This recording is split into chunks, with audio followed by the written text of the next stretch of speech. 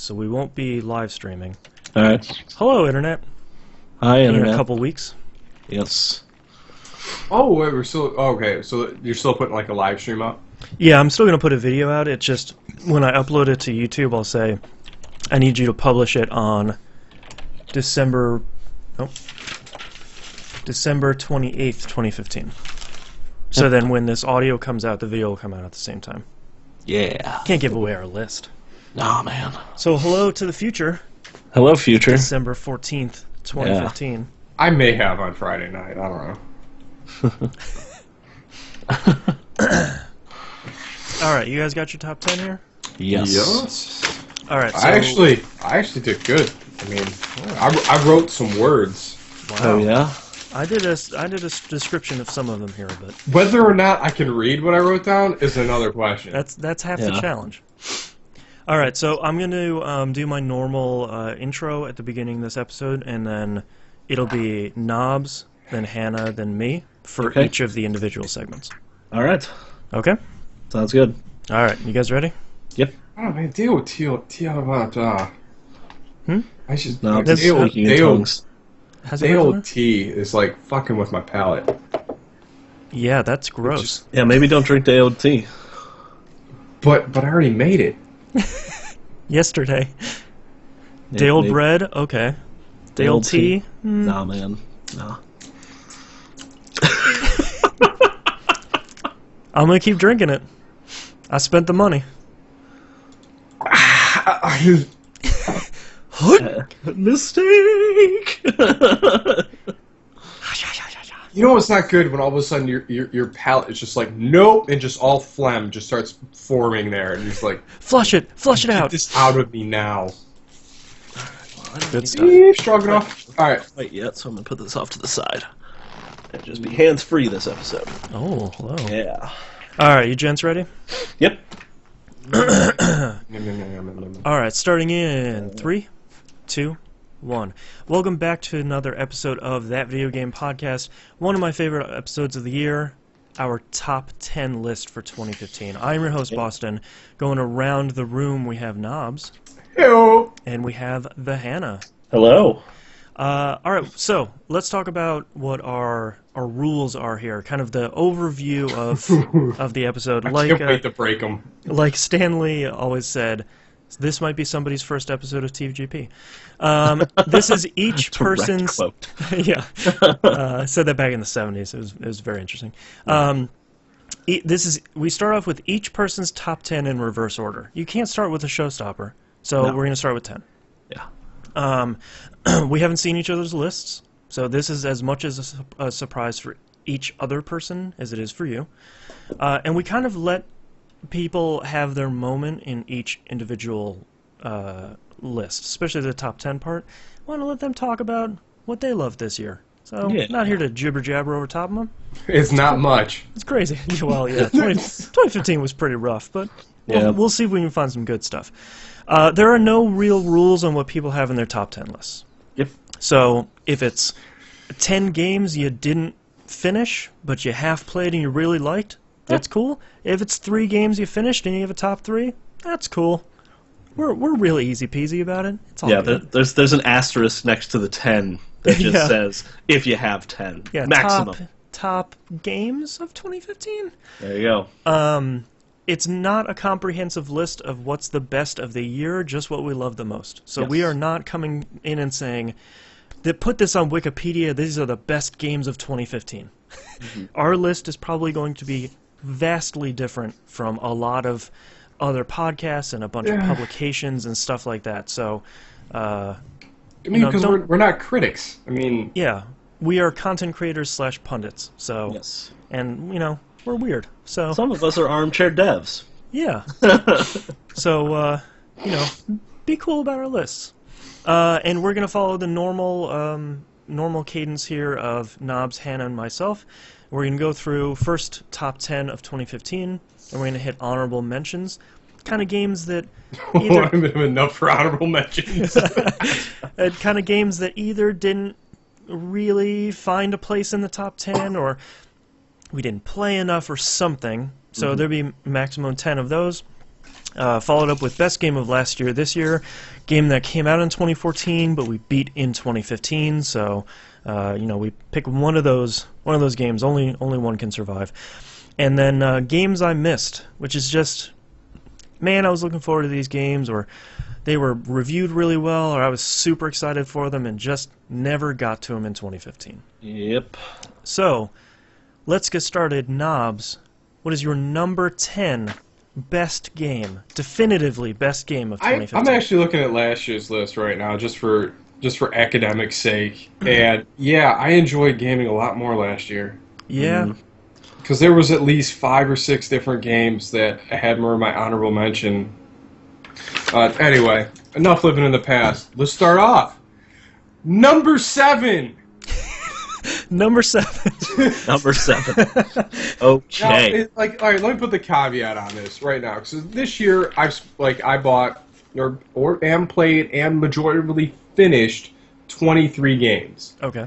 And I would say 6 or 7 of them. Dog. I wish you could have felt like the noise that happened over there. 6 or 7 of them I legitimately had fun with. And that's all I'm doing my list on. Everything else was just pure disappointment.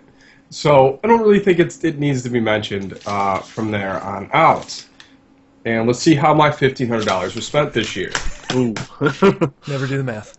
Yes. So, I start off with number 7, Battlefield Hardline. Okay. I was going through it and racking my brain on my list and all the games played. I was really trying to find bits and pieces. I mean, although it didn't really have the staying power that we were hoping for Battlefield Hardline, a lot of it had some ideological views why we could not continue playing this game, mainly because the funnest person in the world to play games with is Donnie, and he wanted no part in it. So multiplayer kind of died on the vine with it, even though it was fun. The game kind of had a very compelling storyline with an undercover agent, drugs, cartel, all that good stuff that happens in Miami.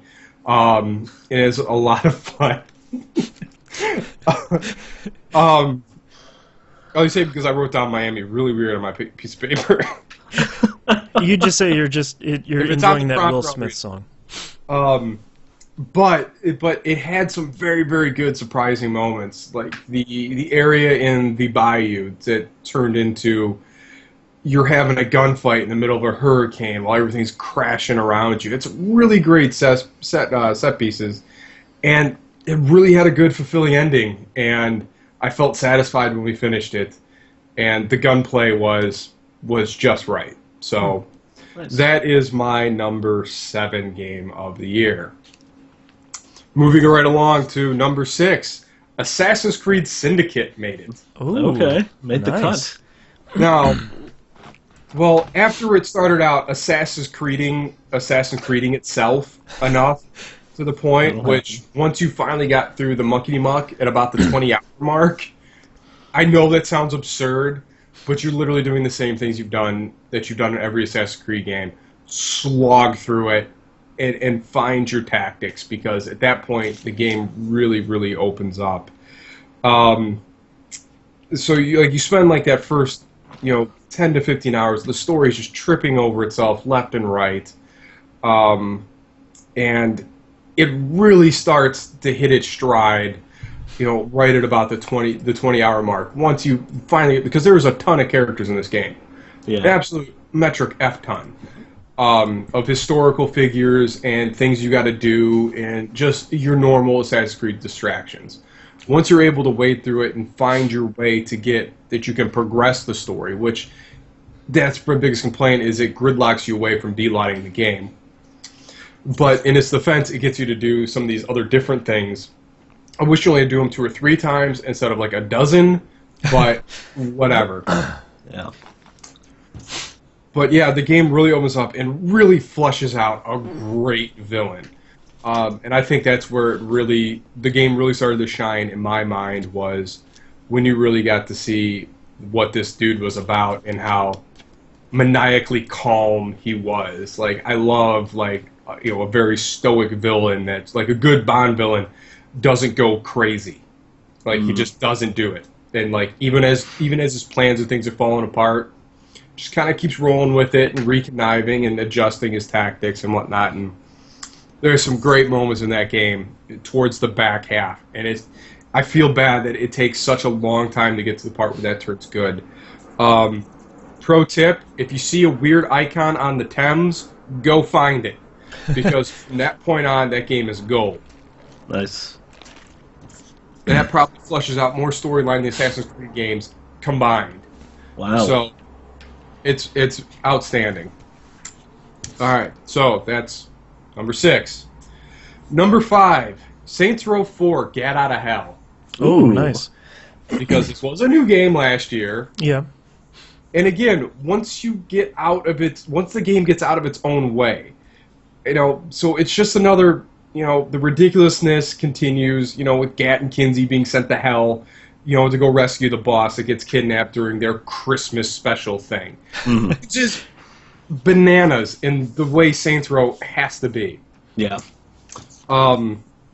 But yeah, even though you see some new faces, a lot of old familiar faces from the entire Saints Row franchise, was really welcome and really enjoyed it. Let me see. Dang, I already lost my stuff here. So anyway, so it starts off really rough because the controls aren't really, you're really acclimated to the flying mechanic, and you don't have enough time that you're able to fly to really get the hang of it until probably a good 6-7 hours in. Once you get enough of those little floating souls things, really power it up to give yourself enough time to like, all right, I got it. This all makes sense now. And once that makes sense, traversal through the entire hellscape is outstanding. Nice. You're able to cruise, get to stupid heights, and get places where you're really not supposed to be that early, but you can. Yeah. It's really good. Man, I mean, just Saints Row, musical numbers, like Satan, and Armchair-Armageddon. Come on. Has it all. It's gold, Jerry. Got everything. Gold. Like that's round team good. Like it is great. And again, multiple endings, all of them pay off. They're worth going back and seeing how dumb that game can really be. And it's dumb in the right way. Never taking itself too seriously, and just a good time. You just gotta fight it for a little bit. Like you gotta fight it for like 6 to 10 hours before you really get the hang of it. The arsenal is delightfully ridiculous as well. Like I mentioned, the foremost Armchair-Armageddon, and some of the other really dumb weapons in that game is just great. Like the greed gun is shooting pennies at everybody. Like that's awesome. All right, that was number 5. Ha Number 4, Wolfenstein: The Old Blood. Nice. Now, we all know I was a big fan of Wolfenstein: The New Order, which was a fantastic game from head to toe. Like, that game was just great. It built on itself. The action kind of predates what happens in there in kind of like a dueling timeline stuff. There's a little bit of time, like amnesiac stuff that's going on where he's remembering things. It does a really good job of continuity between the two timelines. Like, not just from the Arsenal from the revisionist history and the Arsenal from the actual, like, 1945 history. Which was really, really, really cool. And the game was just solid from start to finish. Very, very interesting revisionist history that they took place. And come on, dudes, a moon base, a Nazi moon base. Nothing's better. Iron Sky. What's better is you get to curse the moon, which is one of my favorite lines from that game. Very satisfying game. The gunplay was every bit as good as it was in the New Order, and I really hope they get some more out of this franchise. So, again, that's my number 4 game of the year, and it was a very, very solid game. Number 3, Shadow Warrior. Oh, right. Nice. Forgot that came out this year. Any other year, this probably would have been my number 1 game. Bar none. The game was ridiculous between the arsenal and the melee combat. The crazy over-the-top enemies and story. The level design was amazing. Besides its its flashy combat and ridiculousness of its vulgarity for the sake of being vulgar, doesn't detract from the way it presented this Asian epic story. By the end, it's pulling on your heartstrings, and I don't know how Lo Wang ended up being an endearing character, but he does.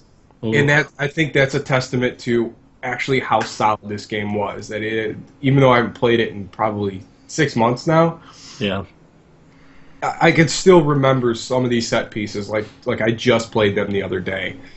The game is just really, really, really fun. All the callback gags from stuff from the original Shadow Warrior, everything was done in right at the right time, right when that game was getting just a little too serious or too enamored with its own, violence. It brought it back down to all right, I'm playing Shadow Warrior. The two-dimensional anime character in the hot spring was just priceless. It was one of the funniest moments I've had in games in a long time. You're like, wait a minute, why is she always looking at me? It's freaking me out. It's just great. It's a really, really fun game, and I can't recommend enough for people to play that. That was number 3. So I couldn't pick between 1 and 2. I like that. Just because they were great in their own aspects of it, and obviously I'm talking about Life is Strange and Tales from the Borderlands. I really have trouble because even for different reasons. I mean, Life is Strange, is pulling on your emotional heartstrings and stabbing it with a number 2 pencil and taking a picture of it for posterity. Taking a selfie. It is. Yeah, it's what that game does. It serves you its own heart and then takes it away from you in the worst ways possible, and really makes your decision making in that story pretty much a very unique experience. I know all 3 of us had very different experiences with this game. Yeah. But really, any game that's able to draw emotional and the emotionality from it, and literally bring I'm not gonna lie, I cried at parts in that game. Well, yeah, it's hard not to. Yeah. And even a second playthrough with my girlfriend Liz, was weeping almost all the way through the game because there's always all these parallels that you can draw to real life experiences, which is so rare. Yeah. It's one of these. It's a masterpiece. I mean, of what it does. But man, what a great game. And equally on the same coin, they're 2 sides of the same coin. I see. It's Tales from Borderlands. I mean, here we're gripped with an epic space story that decided not to tell you 1 story, but to tell you 3 stories simultaneously. Yep, nice. Which was, it's hard enough to tell 1 good story well, let alone 3, tie them all together, and finish it off in a nice little bow. I mean, the dialogue was great. It's one of the very few games that had me laugh out loud funny. Yeah. Continuously funny, and not forced jokes. And even the forced jokes were breaking the fourth wall, wink and nod at the screen, which is the greatest humor I love. I love that stuff, but I really hope we get to see more from Telltale on this, which we know we will. Yeah. But to see what Don't Nod's going to do in the future is really, really, really exciting. Yeah. And I don't think anybody can do robots better than the Borderlands universe. Yeah. Bar none. They have such a humanity to them. Even the ones that aren't supposed to be somehow do. And everyone, you love them all. It's like the magic of Gur in every robot. It's just a lovable tin can. But in all honesty, I think the showstopper for the year has got to be the Xbox One Elite controller. Game of the year. The best thing I have purchased this year, bar none. I like it. It is. It. I don't. Have you held one yet? No. No. Neither one of you guys. Wait. It's one of those things that you cannot describe. Like imagine you're playing with the S3000 PSP, and then you get handed a Vita. It's that same. The quality and the feel and the responsiveness and just not even touching on the customization of it. Yeah. And the feeling difference between, I never understood the difference between a full trigger and a hair trigger until I played with this controller. The difference that makes as far as games. And man, I really put it through its paces yesterday between shooters and fighting games, and that is an outstanding piece of hardware. Nice. So, that is my top 10 for this year. Thank you very much, Knobs. Now, the Hannah. Okay. Your top 10 of 2015. So I will actually start at number 10. I managed to play 10 games I really liked this year. I think total this year I played about 18, 19 different games. Some of them made honorable mention, some of them didn't. So my number 10 game this year was Hand of Fate. Oh. So this is the sort of roguelike-esque card game where you're playing against some mysterious man. He deals out cards on the table and you march your figurine across them. And when you actually do encounter combat, it drops into 3D, and you go fight in like a small arena, but it's like Batman-style combat. I really liked this game. It was this weird combination of stuff that you don't normally see. Like you're seeing like almost this turn-based roguelike thing combined with this real-time combat and like equipping stuff through cards, and just it was such a unique idea. It's by no means a perfect game. The combat is kind of sluggish. Actually getting loaded into the combat screen takes forever. But there's just something about it, and especially the guy you're playing against, so he's sort of like the game master. His personality is very, I don't even know how to describe it, it's very mysterious and very just sort of detached from the whole thing, but very invested in what you're doing and how you're doing. Mm-hmm. And I love the single player mode, just the story mode where you're going through and clearing like all the different cards and collecting all new cards. And then the endless mode where you go as long as you can. And just the whole package, it is greater than the sum of its parts. Yeah. It is definitely a game where you can look at each individual piece and go, well, that's not really that great, and that's kind of not, that's a little broken. But when you put it all together, something magical happens. And so I highly recommend it. It's at number 10 because, like I said, not a perfect game, but I definitely enjoyed the heck out of it this year. My number 9 game this year, coming in kind of lower than I was expecting it to, is Fallout 4. Mm. I haven't beaten it yet as of this writing, but it's sort of... I cannot endorse that. There's something about the Fallout universe that no matter where I'm playing it, it's always going to be a little bit more fun than Elder Scrolls for me. I have a little bit more of an attachment to Fallout than I do to Elder Scrolls history, so the weapon crafting in this game is really sort of what got me. The fact that you can just pull parts off a weapon and break stuff down and just collect all this junk in the world and make just these insane weapons is really appealing to me. Not a fan of the settlement stuff, not a fan of the building, new buildings. Honestly, for the most part, I've neglected that part of the game. But going out and literally wandering the wasteland and finding new stuff to do and finding these like little self-contained stories inside of everything is really fun and really entertaining. So just everything about Fallout 4, there's problems with it. We all know there's problems with it. There's some, frame rate glitchiness. Like I said, I haven't beaten it yet, so I don't know the full story of the game. I've heard some things. I've heard it doesn't exactly resolve how you want it to, but I'm kind of not fully invested in the main story. I'm just kind of invested in exploring that world at the moment. So, yeah. As of now, calling it my number 9 for the year. My number 8 game is Massive Chalice. Oh.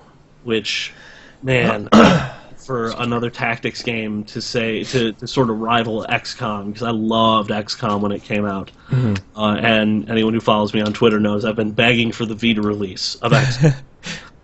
But Massive Chalice kind of filled that void pretty nicely.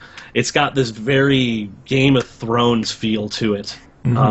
That there's literally houses and banners and words, and you can't like, I couldn't pass that up. And then when I actually got into the game, beyond that superficial stuff, the combining of the different classes through family lineages and building up different areas of the map to fortify yourself against this like nebulous force of demons, and fighting, the actual combat is great. It's a little bit slow paced, but it's kind of what you need in a tactics game. You kind of need to position yourself and figure out where you're going, and you split off in two groups because some of these maps are huge, and you will occasionally get into a conflict with a set of enemy units and just go, I'm completely overwhelmed. I cannot handle this, which is kind of exciting. And the only reason you can't handle it is because of the way the family lineages have worked out, and you're just not getting enough newcomers. You've got like, you got a squad of 6, and like 4 of them are like over 60, and like they've got a bad hip and they're not running quite as fast. So it's just, there's so many cool little things they did with this game. Double Fine just did such a great job of bringing like a really interesting concept and just fleshing it out fully. There's a couple things I'd love to change about the game, but God, it was so much fun. I would really love to get back and play a bunch more of this. My number 7 game for the year is Axiom Verge, which is the best Metroid game that's come out in like the past 10 years. Not like Metroid Prime, like Metroid game. And that's basically what it is at this point. That is a Metroid game.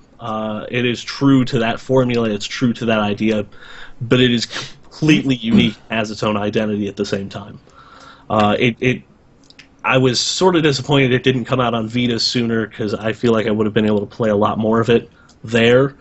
But the PS4 version is just wonderful. I would love to get back to this and play a bunch more of it, but the impression it left on me was huge.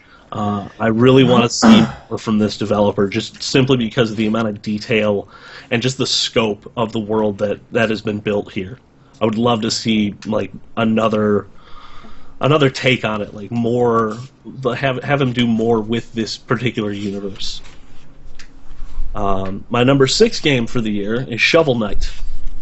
Oh, right. Oh, man, I think we missed that one. That game is amazing. I've heard it said that you could literally take the code for that game and take the art for that game and take the sound for that game, and you could get that working on an NES cartridge if you wanted to.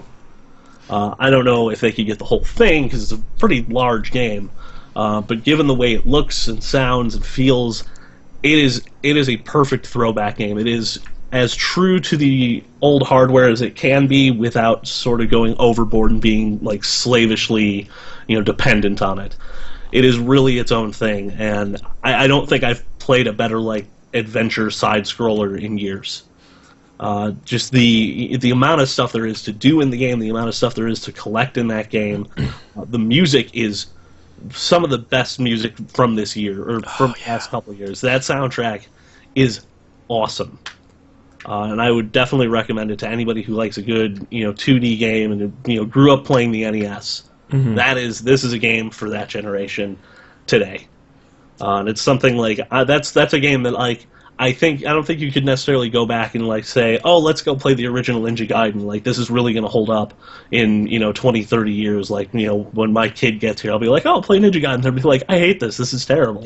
But I think I could easily hand them Shovel Knight and go, here, try this, and they probably really dig it. My number 5 game for 2015 is Hacknet. Which Boston and I believe, a couple weeks ago talked about at length. Yes, about why we love it. This was sort of just the right game at the right time. I had heard about it on the Giant Bombcast. It got mentioned just briefly, and the concept was sort of laid out, and I heard that, and I went, "Yo, I want to play that game." And so I did. I picked it up right after I picked up Fallout, and it was sort of this nice. It was almost perfect timing because I was sort of falling off of Fallout. I'm like, well, I don't know if I want to keep playing this. This is good, but it's not what I was looking for. And I started playing Hacknet, and I got through that in like a week and a half. It's a very short game, but the way it tells its story and the way it keeps you in the world, that you're literally just in the same computer console for the whole story, and it tells this elaborate, interesting, like sort of espionage-y kind of story through emails and through just finding files on servers and finding logs on servers. And the mechanics of the actual hacking are, I wouldn't say true to life, but they're about as close as you can get without actually hacking a computer. Yeah. And it's anyone who's interested in computers, anyone who, and honestly, I'll say this, anyone who works in IT at least owes like this game a look, because of just the interesting things it does with the mechanics. My number 4 game for the year is Metal Gear Solid 5: The Phantom Pain. Ooh. This game came out right as I got back from PAX this year, and it also came out right as we were doing Red Dead Redemption for Game Club. And so, unfortunately, I never finished it, and I'm planning on going back to it, but just between Red Dead Redemption and this, I kind of got burnt out on open world, period. That's a lot of open world game to play. Yeah. Especially Metal Gear, because this game is massive in a way I wasn't expecting. This would probably be higher on my list if it was more like a traditional Metal Gear game, and a little bit more story-focused. But even that, I still love what I got out of it. I still love the game that we got, and for Konami and Kojima to go out on this game, you kind of couldn't ask for a better game to leave on. It was nothing that I was expecting, and it was more than I could have ever hoped for out of a Metal Gear Solid game, especially with everything they've wrapped up in that story. I don't think we got the big we didn't get the Metal Gear Solid 4 moments where it was like, okay, we're literally tying up all the loose ends, but I don't think you need that. I don't think you need that with this game. I think the way it's structured and the way it's presented, it is one of the best open world games so far. Just period. It's just one of the best, and I think we're going to see a lot of games stealing from this and taking ideas from this in the near future. I think you're going to see this as a game that developers and people come back to and like, well, what if we do this with our open world game? Well, what if we try? Well, Metal Gear Solid did this, so why don't we do this? And I think it's going to be a lot more influential than it intended to be, maybe. My number 3 game for the year, sort of a cheat. It did technically come out last year, but it came out so late that I didn't even hear about it until 2015. The Talos Principle. Ah, right. Yeah.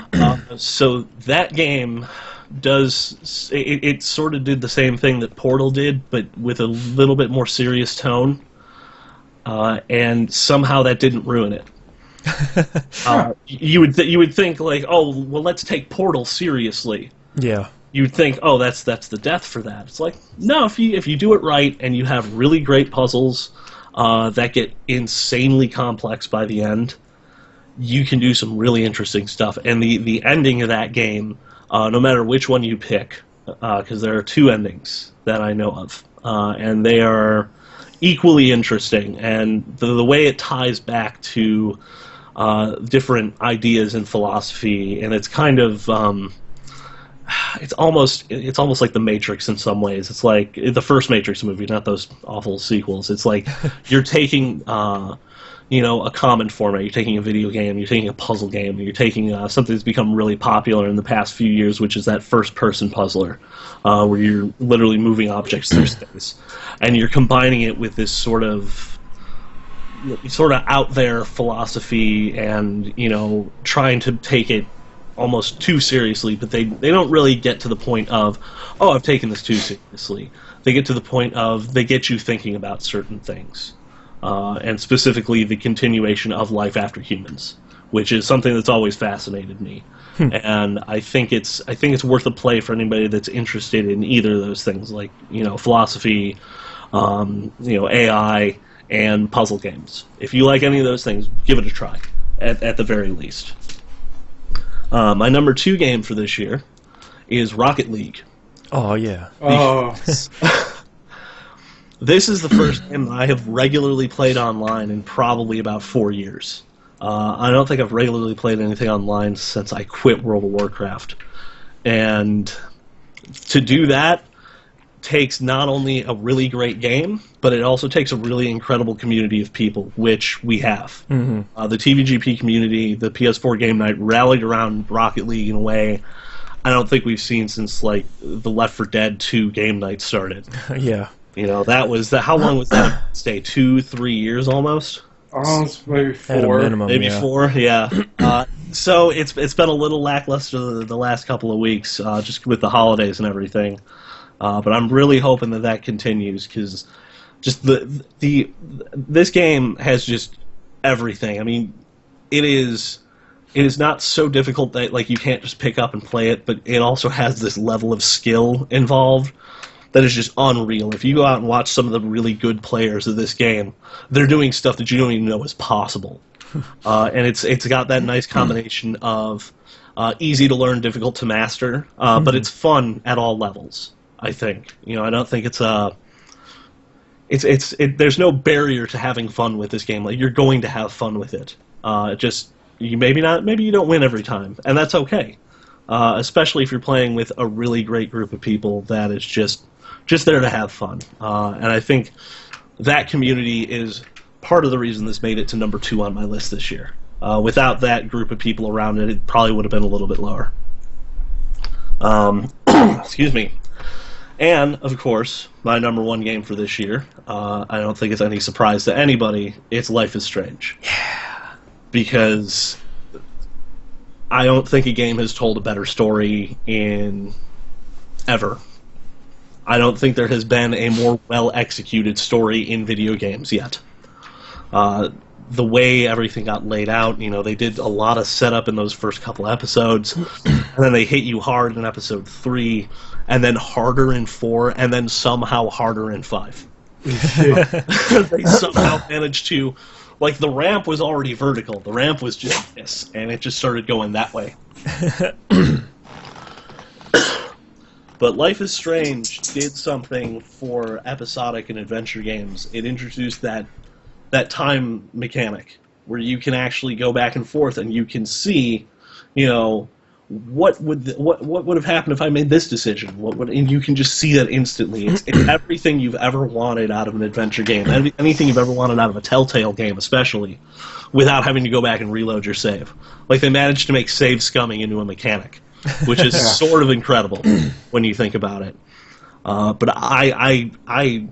the ending of that game was just brutal in the best possible way. And the use of music in that game was perfect. They really picked a really incredible soundtrack for that game. But just, I mean, the characters, the voice acting, there was a couple of parts that weren't great. Finding the beer bottles in the junkyard, like, I think that was the low point for all of us. Yeah. And that was something that just kind of happened. Like, they did that because it's a video game. Yes, it felt like that sort of like, well, we need to make it a video game. Even with those flaws, and there were very few of them, easily the best game of the year, and everyone should play this game, whether you're a fan of games or not. It is it's like a good Netflix series. Like, everyone should watch it. Yeah. It is nearly perfect, and I'm really excited to see what Don't Nod does. I'm actually really excited to play Remember Me because of this game. Yeah, absolutely. But that's my top 10. All right, my top 10. Number 10, Rocket League.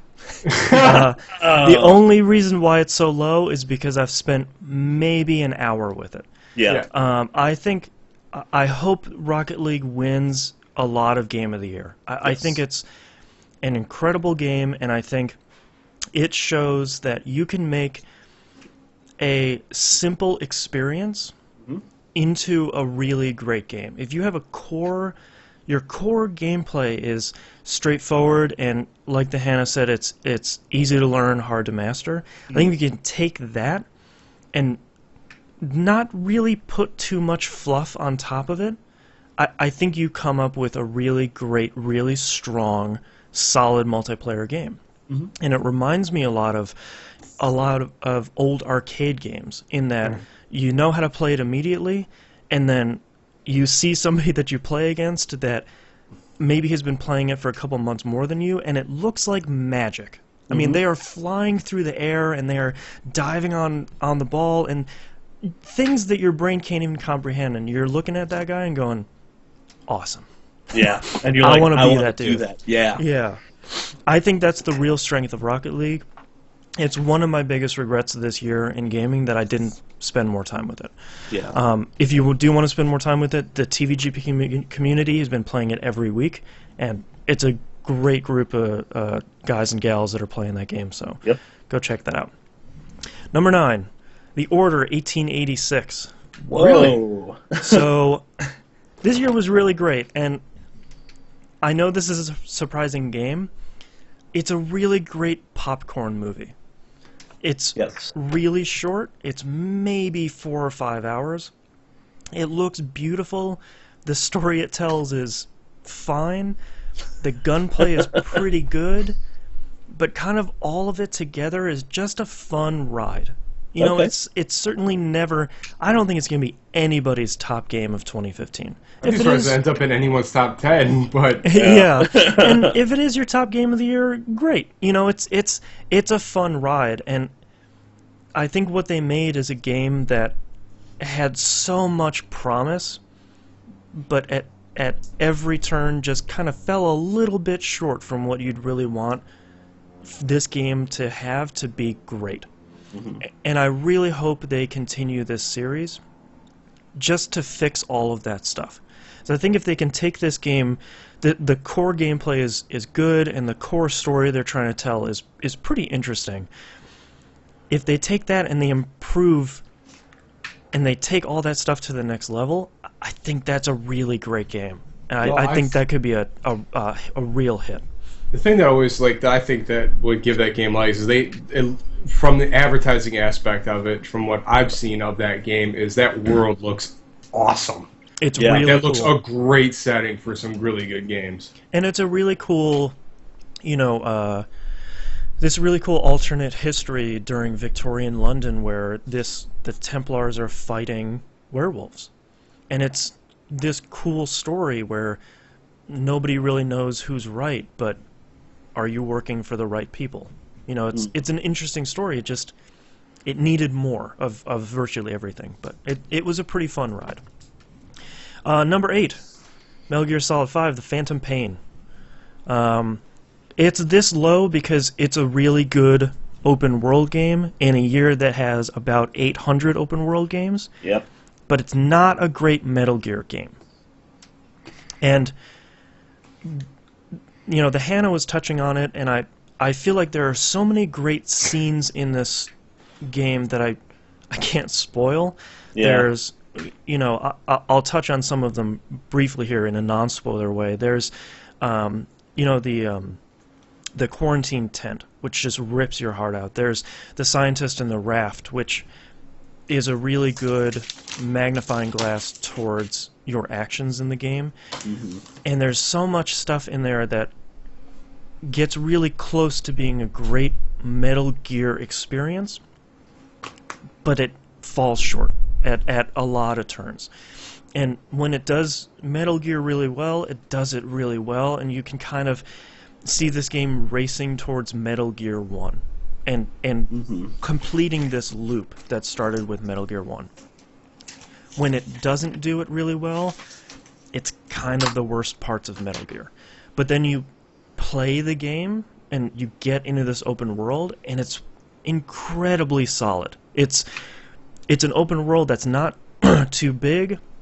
The stuff that's in there is really fun to play. The sneaking is still really valuable, even though it is an open world game, because you'd think you would play it almost like Far Cry and just kind of blow, or Just Cause, I should say, and just go out and blow everything up and be like, all right, we're done here, and take the chopper out. But you know, your companions and developing your weapons and taking everything that Peace Walker did and expanding nearly all of it is really, really great. And Fultoning everything out of every area is amazing. Yeah, exactly. It's all that crazy stuff that you loved in Peace Walker that I thought was going to stay on the PSP because it's just too crazy. Mm-hmm. But then you get to play it in 1080p on your PS4 and your Xbox and your PC, and you go, oh, well, all right, that is really crazy. I'm glad they kept it. And I think, you know, we don't have the biggest disappointments of the year section anymore for obvious reasons, but having MGS5 be incomplete, I think is a really unfortunate thing in 2015. Yeah. There are ways to finish, you know, go online and see the ending of the story, which I recommend for anyone that finished it. But I think a lot of those slight disappointments and frustrations are what kind of brought this game down in my list. Number 7, Fallout 4. You know, it's I've had a hard time with Fallout 4, and I think it all boils down to when Fallout is good, it's Fallout, and when Fallout is bad, it's Fallout. You know, it's this horrible catch-22 of I want to see the main story, but a lot of that is not the point of Fallout. Yeah, it's kind of the closure on this thing you started at the beginning. The real value of Fallout is I'm at this point, I'm going to walk in a direction and see whatever crazy stuff happens. This marker is on my map, I go into a building, I spend half an hour, 45 minutes doing a self-contained story that's really interesting, I get something at the end, and then it bounces me out of the building. And then I walk a little bit more and I get that same experience. That's where Fallout is so valuable, and that's where Fallout is so interesting, is these little self-contained crazy bits that it's like the water cooler stuff where it's like, oh man, have you been to this part? Have you been to this down plane? There's this thing over here, and it's this cool thing. Or have you been to this other area? I saw this cool, you know, this horse track, and there's this crazy thing going on, and that stuff is great. But you put into it the story, which I felt was really lackluster, and I felt like I didn't get the ending that I was going for, which is fine. But then you put on top of it, you put the building stuff and the settlement stuff, which I felt just didn't work out really that well. But then I keep fighting with myself because the gunplay is better, and the creating weapons and armor is better, and just the Fallout stuff was better. And I wish it was a little bit better, but when I was having fun with it, I was having a lot of fun with it. It reminded me when I was playing Fallout 2 or I was playing Fallout 3, and just sitting there for like 6 hours at a time, just lost in the wasteland. And when Fallout 4, when it clicks, it's that same game, it's that same experience. And when it doesn't, it's unfortunately kind of not. So that's my number 7. Number 6, The Witcher 3. All right. So I have like 3 open world Get the open world block. Yeah, my open world block here. I think The Witcher 3, I know it's easy to compare to Fallout 4 because you can say, well, The Witcher 3 did an open world way better. It's a pretty different experience. But man, The Witcher 3 did an open world right. I do think it's unfair to compare the two. But what Witcher 3 did is it put a lot more emphasis on side quests. And you can go and you can find a side quest, and it will have a fully voiced NPC, and it will have a story that's going on with it. And you're resolving something in this person's life that will impact them and their city sort of permanently throughout the choice you make. And there's no real right choices in The Witcher 3, which I enjoy, but I also struggle with a lot of times because it's some decisions seem like there isn't a right one. Like somebody's going to get screwed at some point because you have to make a decision. But the battle system is fun. The storytelling is great. The voice acting is great. The characters are fantastic. The monster hunts are great. It takes this investigation that Batman has always tried to do and kind of improves it and tells a story through you investigating these monsters. The leveling system feels interesting. There's just so much in this game, and I'm probably about halfway through it. So Wow. to think that there's so much more game, and there's an expansion that just came out that's another 10 hours, and there's another one coming out in a couple months that's even more time. There's just I don't feel burdened by the amount of content in this game. It's kind of, the game never pushes it on you in a way where you feel like you have to do all this stuff to move on in the next area. It's kind of, you get to choose what quality content you want to do at that point. And if you don't want to do this stuff, great. There's some other stuff over here you can do. You don't want to do the main mission? Cool, there's all these side quests to do that are going to be interesting and going to be fun. And I think that's the incredible part of The Witcher 3 is nearly everything you're going to do is going to be fun. And it's going to be of a really high quality. Number 5, Rise of the Tomb Raider. My wife said, direct quote, "Oh wow, I thought this game would be higher on your list." That's kind of how great my top 5 is. Wow. Rise of the Tomb Raider took Tomb Raider from 2013 and expanded nearly every part of it. It took that Metroidvania Lite format that Tomb Raider had and expanded it and gave you more tools and gave you larger areas, gave you actual tombs to raid that have puzzles in them that are multi-stage and layered, and it's the sort of thing where you finished the previous Tomb Raider and you went, yeah man, if they would only do X, Y, and Z, and they did all of that in Rise of the Tomb Raider, and they made it look way better, and they made it run smoother, and they fixed a lot of the story. They introduced the villain at the beginning of Rise of the Tomb Raider, and they give you a reason to fight against that person instead of getting to the end and being like, oh, really? Okay, weird.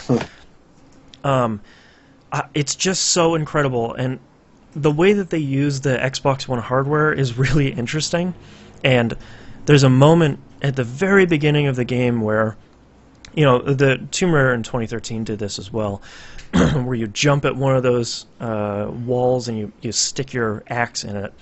Yeah. But as you're moving your axe, left hand, right hand, left hand, right hand, the bumpers are rumbling left hand, right hand, left hand, right hand.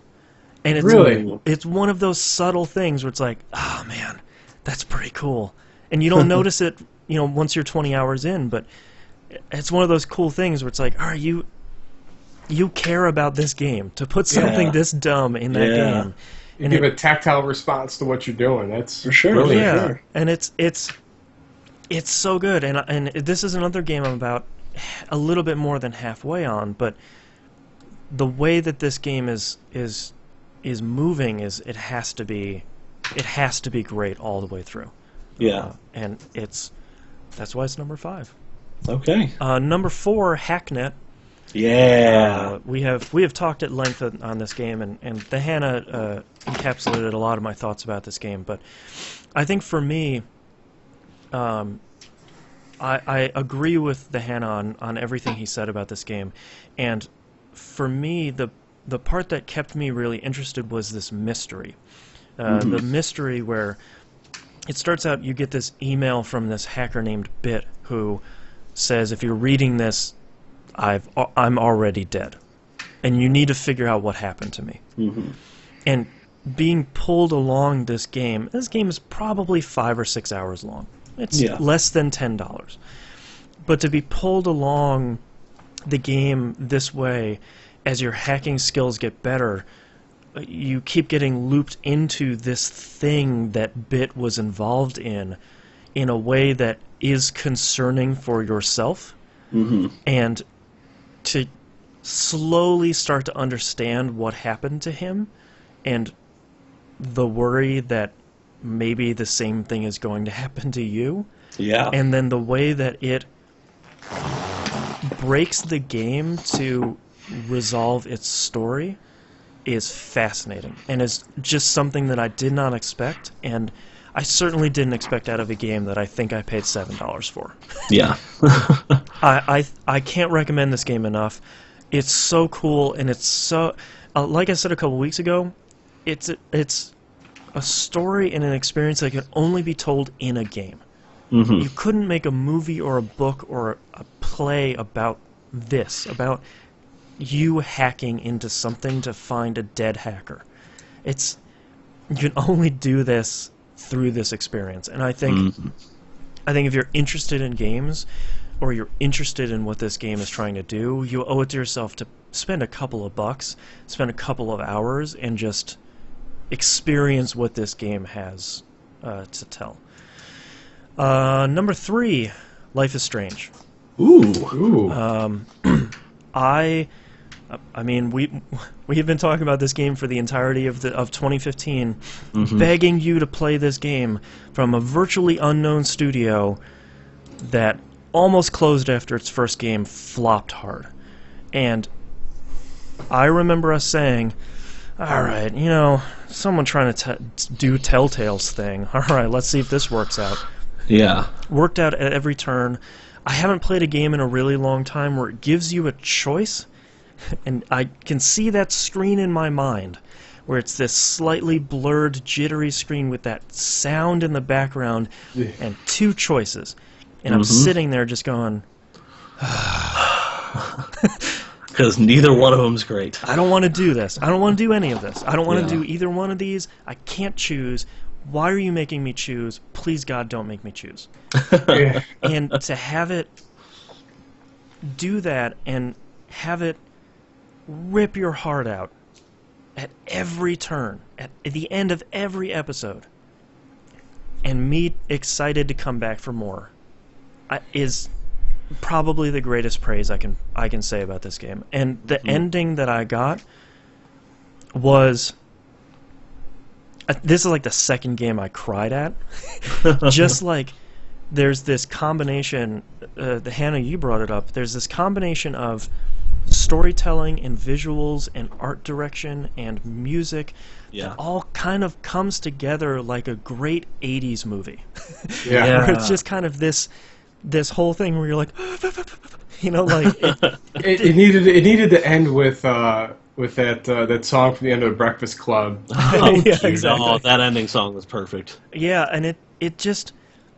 They managed to tell such a great story, and you could tell that this company loved their game, and they were improving on everything they were doing each episode. It wasn't this thing where, we finished the whole season, and then we're just waiting a couple weeks to release it. Yeah. They were very clearly taking our feedback. And we talked about the bottles stuff.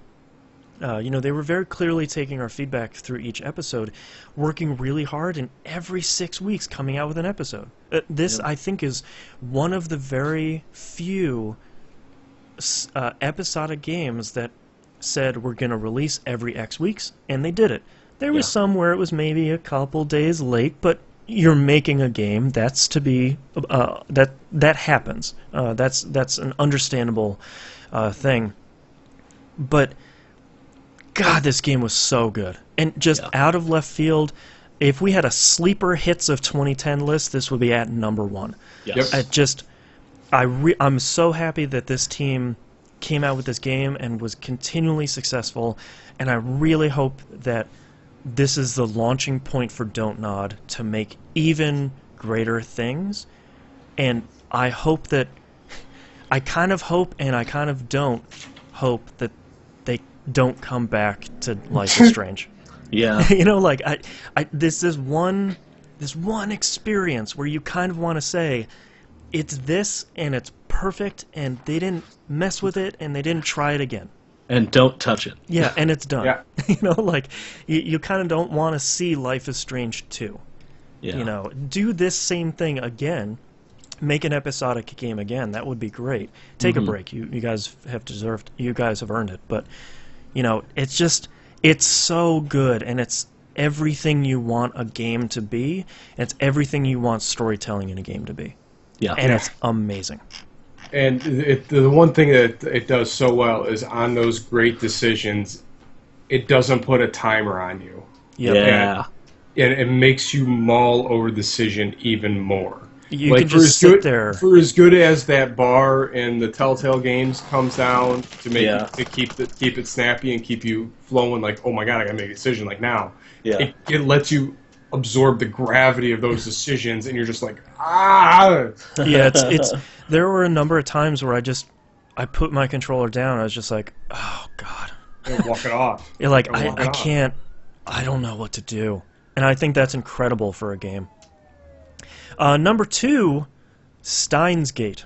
Ooh, I forgot about that one. If you thought Life is Strange told a great time travel story, you need to go play Steins Gate. Okay. It's even better. Hi. They're coming for me. Do you gotta go? No. I'm sort of waiting for this to finish, but I think they're just circling my neighborhood. Steins Gate. So this game came out, I think, about 8 years ago, but it finally reached our shores this year. It's a visual novel. Yeah. It is a traditional visual novel. You are reading a book over the 50 hours that you are going to read this game. Yeah. And it has a slow start, and you're not going to like the main character. It has a lot of caveats. It's like watching Evangelion. You're gonna hate something about it, but by the end, it's you kind of don't know what you watched. You kind of don't know what you experienced, but it's incredible. Yeah.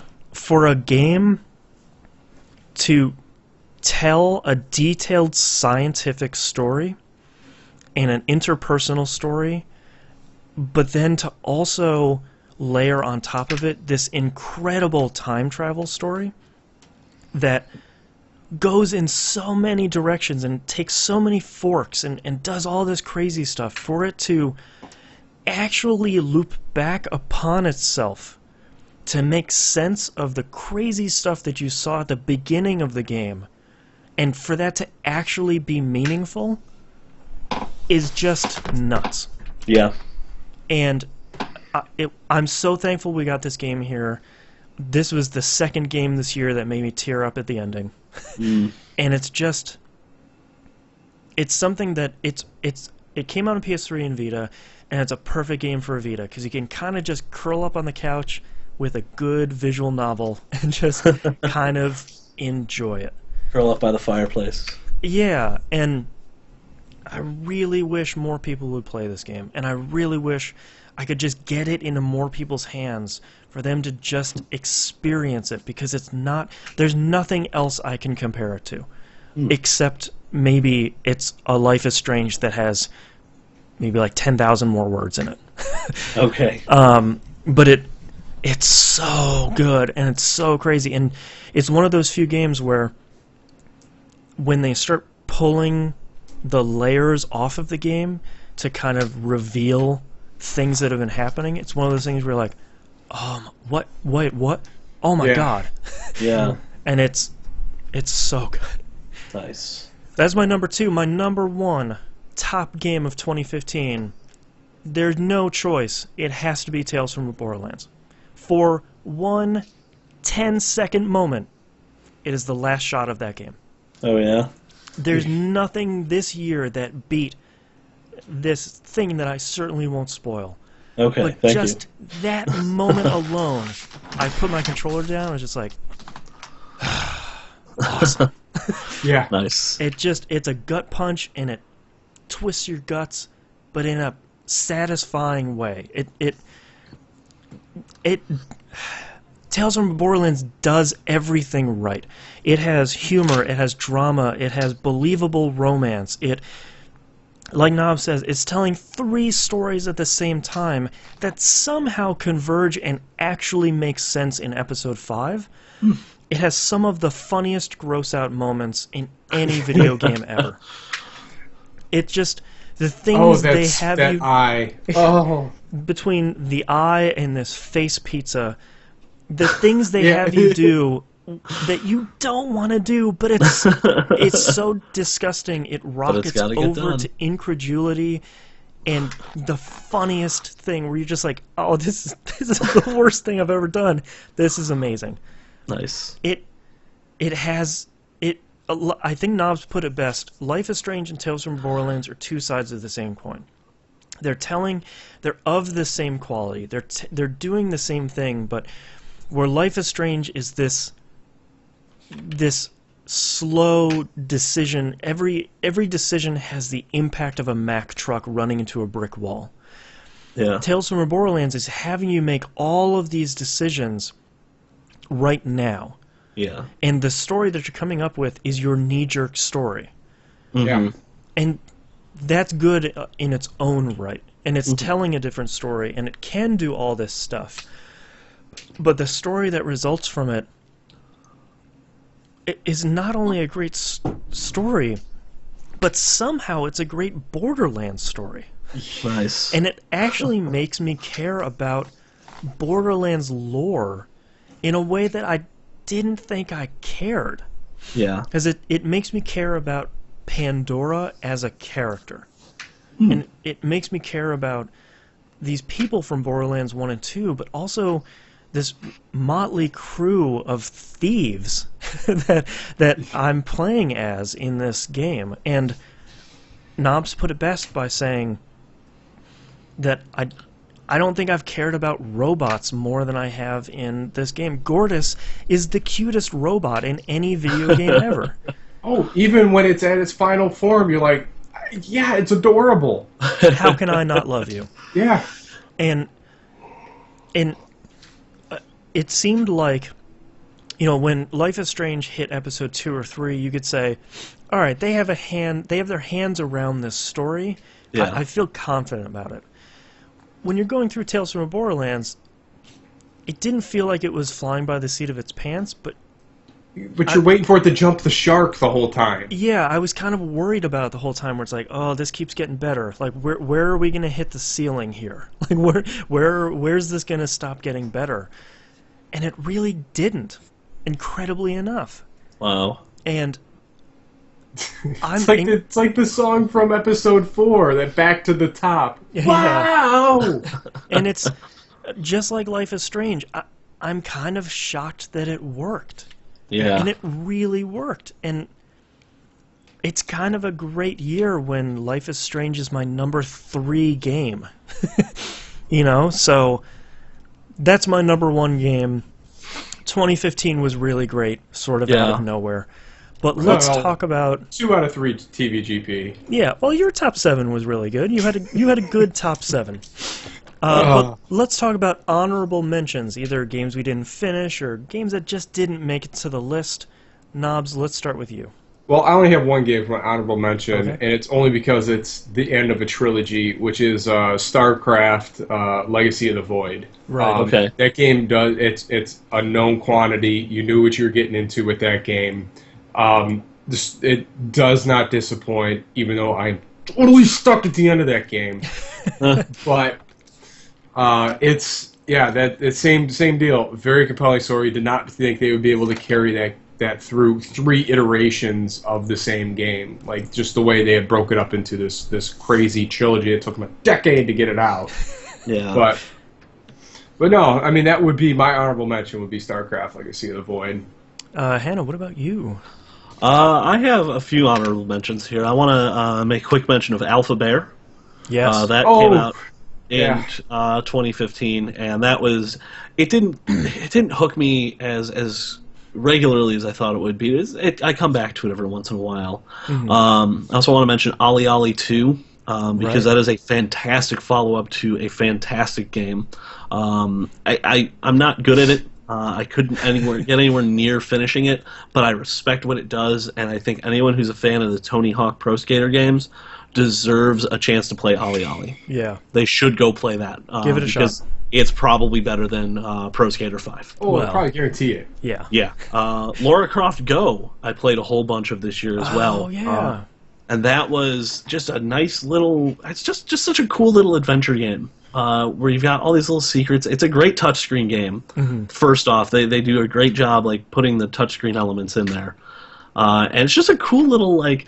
You get these familiar characters, you get Lara Croft, and you're doing like familiar things, you're doing puzzle solving, but in like this completely different view, in like this completely different way. It's really well put together, and I kind of want them to do a Deus Ex Go now, since they've done Hitman and Tomb Raider. Yeah, both of which are great.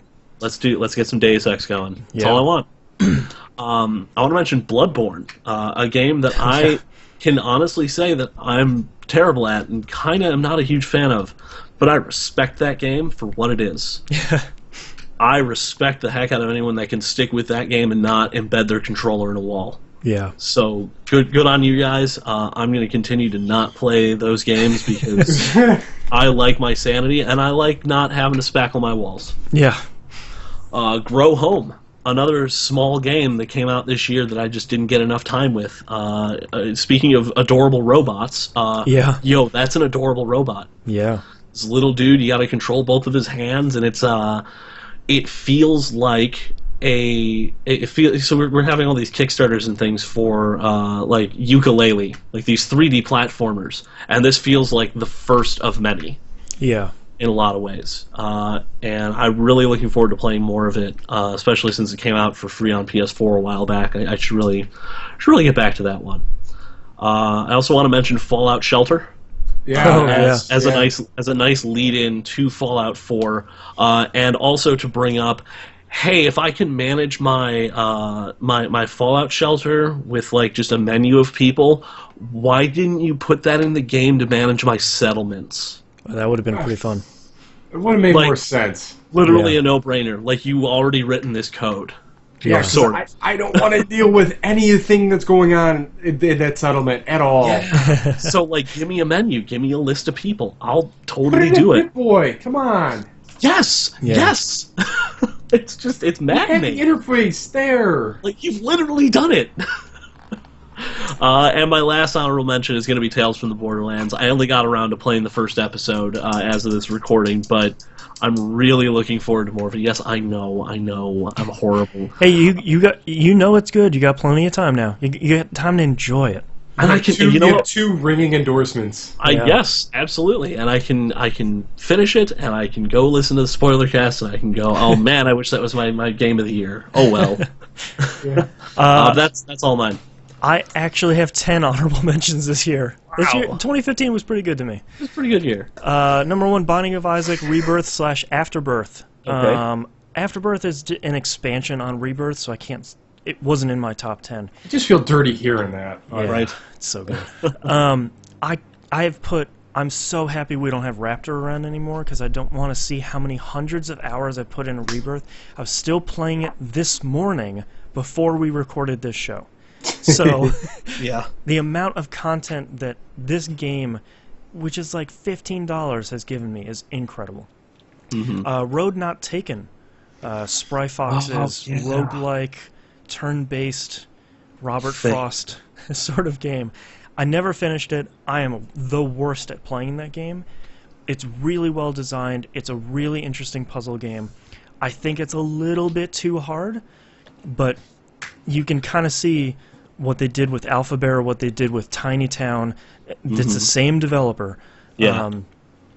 They made a really, really interesting game that I think does some really cool stuff. Okay. I just never finished enough of it to say, yeah, it's in my top 10. Destiny, The Taken King. It's not Destiny 2, so it's not in the top 10. Yeah. They took Destiny and they gave us the game that should have come out in 2014. to be pretty blunt about it. Yeah. They fixed a lot of the problems. They fixed a lot of the issues. It's certainly not the perfect game, and it's not a game that everybody will enjoy, and that's okay. Yeah. And it's a game I haven't been playing for a while, and that's okay too. Mm-hmm. Final Fantasy X/X-2 Remaster. Oh yeah, that did come out this year. Yeah. They didn't really change a lot of that game for better or for worse, but they kind of took 10 and 10-2, which 10 is not universally loved, but the majority of people love 10 in the pantheon of Final Fantasy games. Yeah. And they just kind of made them look way better and let a newer generation of people enjoy them. and Always that's good. kind of what a remaster should be. And they added trophies, which is just the end of me. Yeah. Number 5, Hand of Fate, for all the reasons that the Hannah said. I don't think I played it as much as the Hannah did, but Yeah. it's one of those games that is so hard to explain because nobody has ever made Hand of Fate before. Yeah. It's like the Hannah said, it's all these different parts that don't sound like they would go well together, but then, it's like throwing all this stuff in a pan and sticking it in the oven, and then when it comes out, somehow, a chicken and grape jelly came out, and it's like, wow, this is the best thing I've ever had. It doesn't, you're making it, and you're like, I don't know, man, this doesn't sound good at all. But it's a really great game, and on consoles it has some performance issues, and it's a little bit weird here and there, but it's just so unique and so fun that you should really go check it out. Yeah. Massive Chalice, for all the reasons that the Hannah said as well. I had a lot of problems kind of with the design of that game. I felt like half of it was really good and half of it kind of drove me nuts, but I respect that they designed this game in a very specific way. It also had more personality than any game like that you would ever think of having. The Chalice is a great character. Yes. Surprisingly. I thought that was really great. Number 7, You Must Build a Boat. I played this on iOS. And it is the logical next step from the team/guy that made 1 million. Or 10 million. Yeah, whatever the number is. Yeah. It's a lot of zeros. It's the same game. It's match 3. You're going through a dungeon. You're running, and you're trying to stay on the screen as enemies are pushing you off. But the stuff out of the game is so much better designed than his previous game, because you are actually building a boat, and the stronger you get your boat, the further you can make on this river that you're trying to traverse. So there's a little bit more meaningful progression to it, which I think helps a lot from feeling like you weren't getting anything accomplished like the previous game. Number 8, Rock Band 4. It's not there yet. They're patching it, and they're putting more stuff in there, and they're fixing it. It's just, it needs a little bit more time in the oven, and they're kind of sticking it back in there to let it finish cooking a little bit here and there. That's good. I think if they stick with it, it's going to be the next great Rock Band game. But as of right now, it's kind of not the game after Rock Band 3 that you were looking for. But what is there is Rock Band, and it's great. It plays the same. The new guitar is even better. It runs smoothly. It looks great. It has the solid framework. They need to keep building on it if they're going to make it a platform, and it seems like they're dedicated to doing that. So, high hopes for that. Number 9 is Titan Souls. The Hannah and I played a bunch, and I never beat it because it's way too hard. It is way too hard, especially on the Vita. You just can't. You don't have the control you need with those tiny little thumbsticks.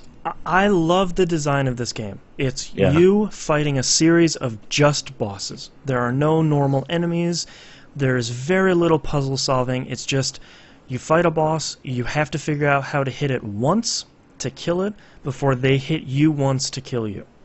And I loved the design. I love the look of it. I just suck at it. It's not really the game's fault, because I just never stuck with it to finish it. It's just really cool, and it's like Hand of Fate. It's a really unique game, and those are the sort of indie games I like, where it's sort of like, yeah, it's Titan Souls, which is like nothing else, really. Yeah. Tiny top-down Dark Souls. Yeah, exactly. And number 10, Ziggurat. This is a fantasy first-person shooter / roguelike. Didn't get nearly as much attention this year as it should have. Yeah. It plays a lot of like Hexen and Heretic, the old Raven games from PC. Yeah. Where it is this first person, you have a wand in front of you, you're shooting magic, and it really is. You go into this dungeon and you have a couple of exits coming out of this room. You go to one of them, and it's there's a bunch of enemies. You clear out the room and you go to another one. It's very similar to Binding of Isaac. Yeah. If I wasn't playing Binding of Isaac, I probably would have spent a lot more time with Ziggurat. But the two kind of share similar DNA. And it's a cool game, and it's really pretty difficult in a way that is like Binding of Isaac. When you get a really great run and you're doing really well, you feel like this unstoppable death tank. Yeah. And I think that's really great. Well, let's talk about our next category, best game of last year, this year. Knobs, Oh boy.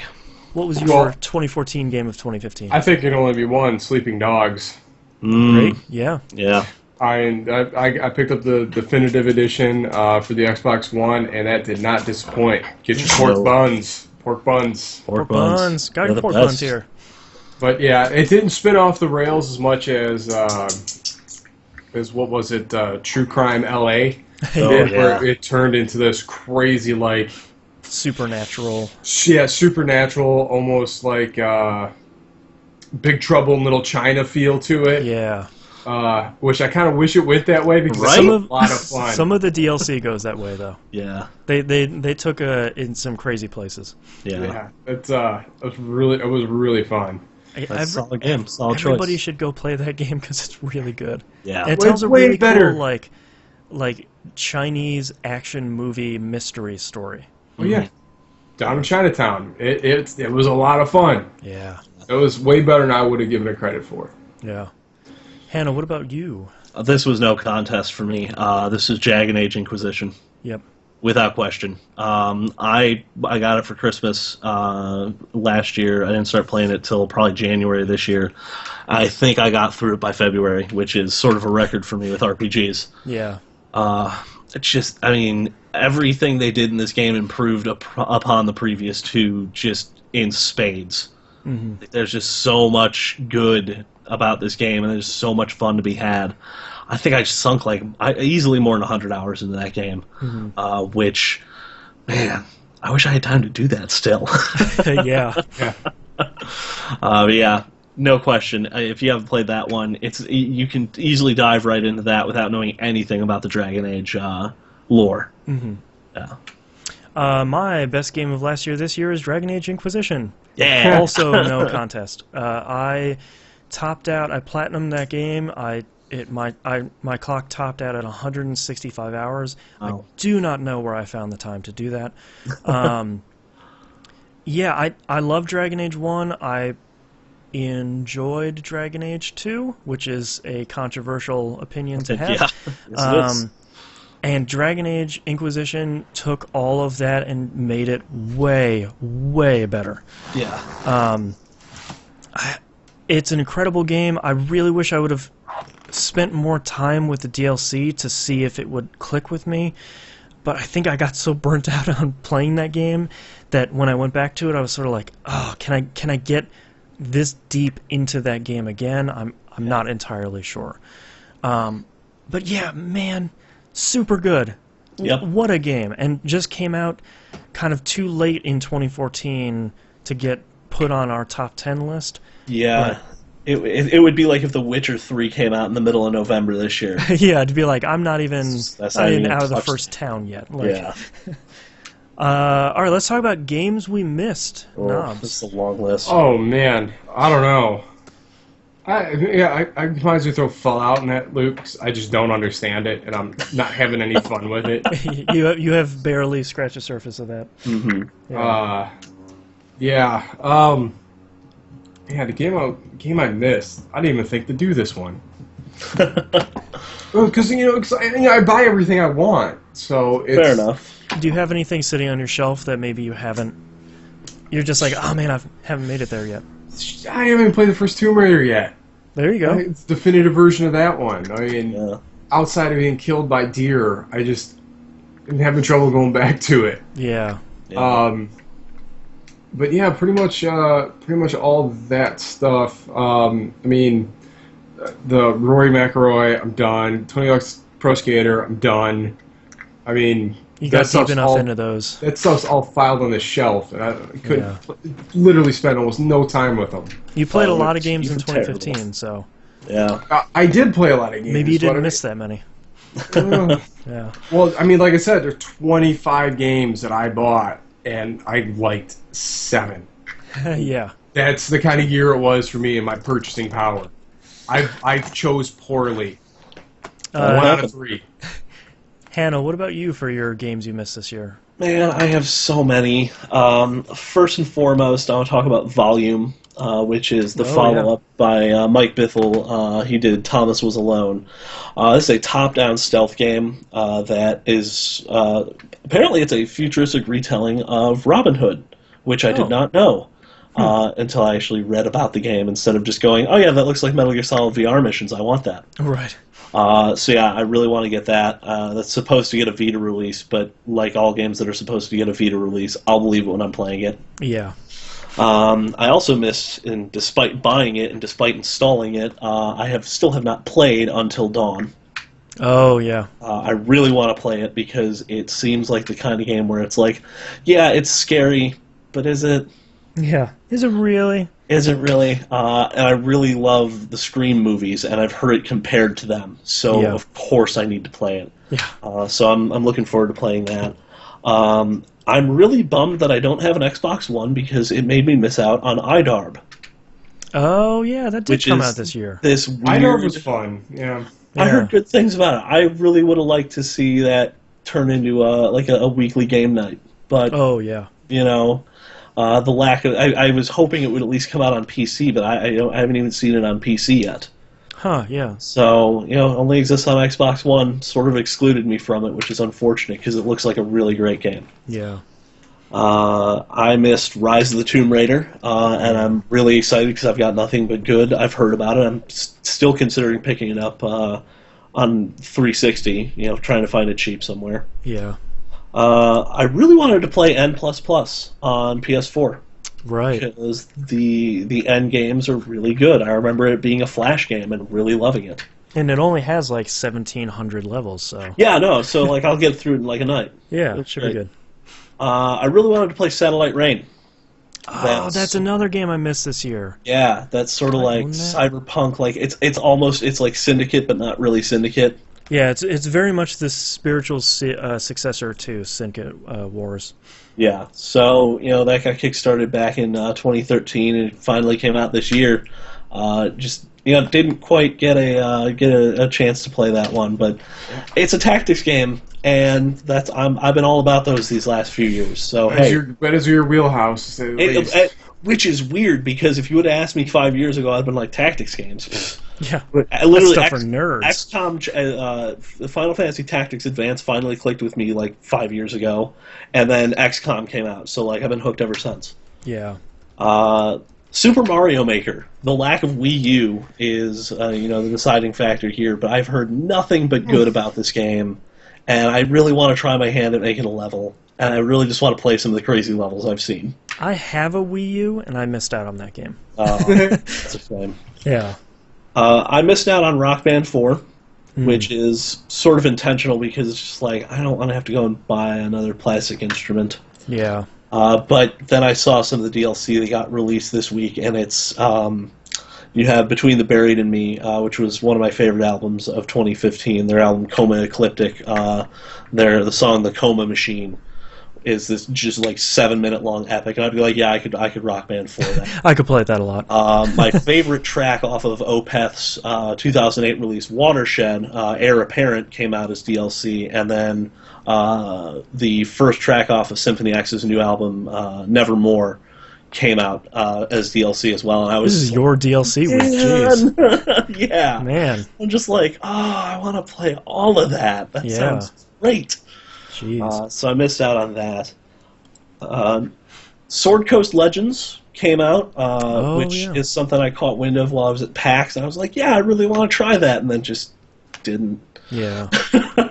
I'm sort of a big fan of anything that's D&D adjacent. Like, I'm not going to get myself into a D&D campaign, but I like dip my toes in like the games and stuff. Yeah. Because that lore is all fantastic, and this looked to have some really cool, like, interesting tools to maybe participate in some of that stuff without like dedicating myself to like a full campaign. Yeah. And last but not least, Shadowrun Hong Kong.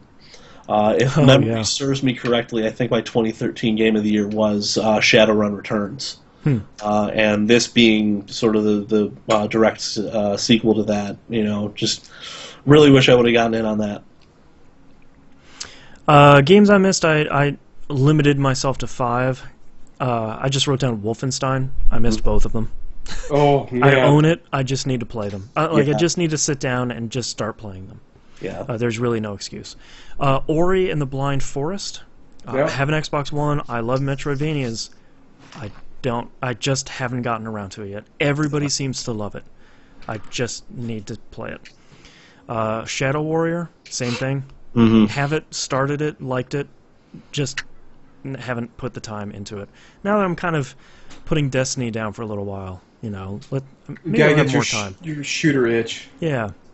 Axiom Verge. Started that, got about an hour in, and said, boy, this is really good, but I kind of don't want to play this right now. And last but not least is Bloodborne. I recently picked that up for like $20.